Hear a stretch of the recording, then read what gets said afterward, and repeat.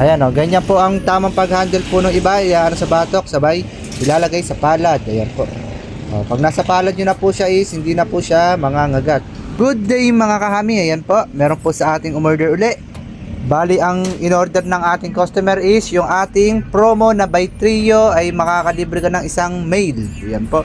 Bali dalawang pares po ang nakuha ni sir. Ito po yung dalawang lalaki at ito naman po yung dalawang babae. Ayan po.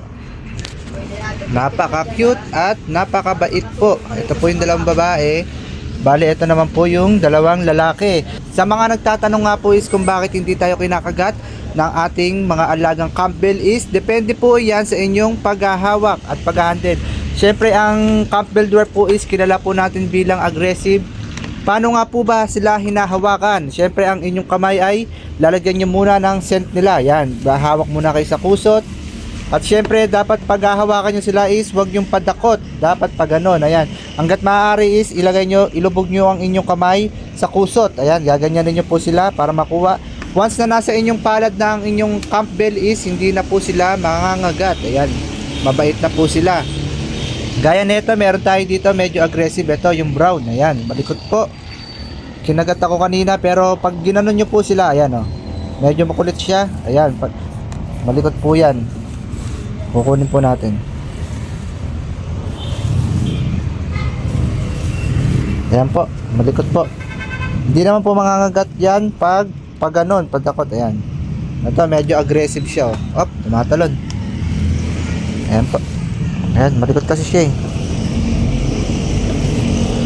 Ayan. Mapapansin nyo, medyo aggressive po siya, ano. Pero once na nasa palad nyo na siya is, ayan. Medyo malikot kasi siya. Pag nasa palad nyo na siya is hindi na siya mangangagat. Ayan. Pakalmahin lang natin siya. Ayan. Kakalma din yan.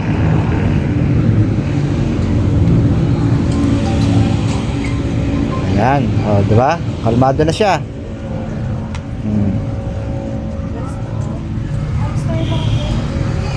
Ganun lang po ang tamang paghawak sa ating Campbell Dwarf Hamster. Yan, o, tira mo, kalmado na siya, di ba? O, kunin na natin siya, o, di ba? Hindi na siya nangangagat. Hindi na siya malikot. Baba uli natin, tas kuhain uli natin siya. O, hindi na siya nangangagat, di ba? Ganun lang po ang tamang pag-handle sa kanila. At isa pa po sa pag-handle is yung iba is hinahawakan nila sa batok. Ayan, pipipiin mo. Di ba? Ganyan po. Didiin nyo lang po sa batok. Pero ayan o, ganyan po ang tamang pag-handle po ng iba. Iyan sa batok, sabay ilalagay sa palad. Ayan po. O, pag nasa palad nyo na po siya is hindi na po siya mangangagat. Ayan po, mababait naman po ang Campbell Dwarf Hamster. Depende lang po sa inyong paghawak. Ayan po.